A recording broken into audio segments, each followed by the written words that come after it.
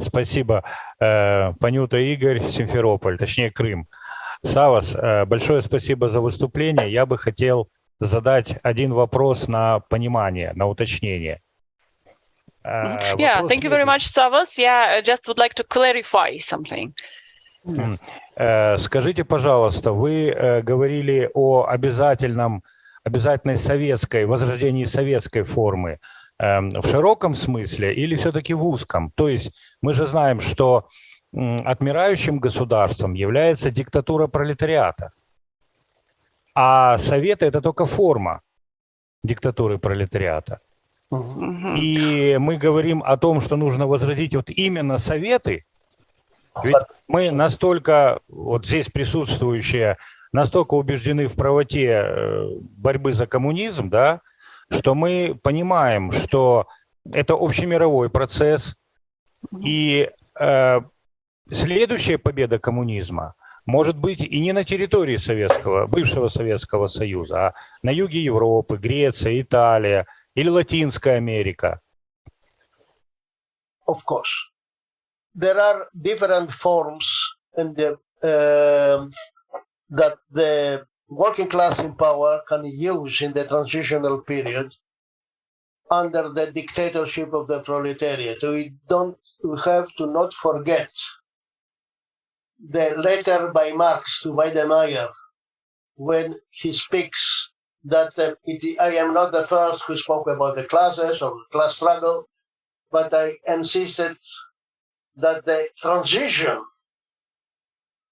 form necessary, it is a revolutionary dictatorship of the proletariat. As the domination of this class, which is a working class, who has no interest to perpetuate its own existence.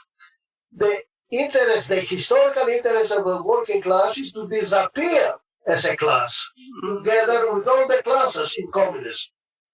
So the dictatorship of the proletariat is the only form which can really go beyond the capital, one, and also starting the process to go beyond the state. If the dictatorship of the proletariat was associated in the memories of the 20th century with a strong state and even with mass purges, like in the 30s with Yezhovshchina and etc., that's nothing.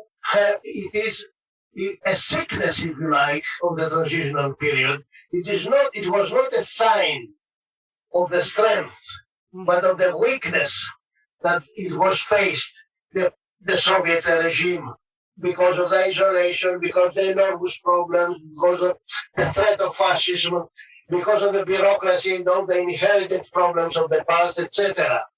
The dictatorships of the proletariat, it is a concept by Marx that we have to keep and defend.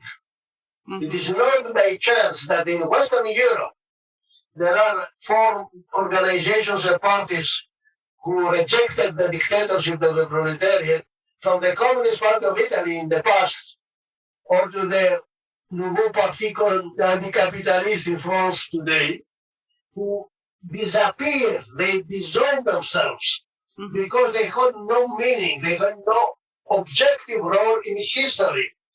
The dictatorship of the proletariat is a transitional form, has not to be perpetuated. And in this success, it is to go beyond that.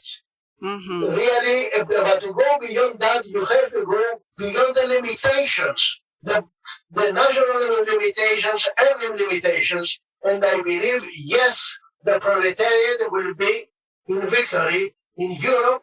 And when I spoke about Soviet Renaissance, we don't know if it will happen in the former Soviet space, in the global south, in Europe, or I don't know where, Latin America.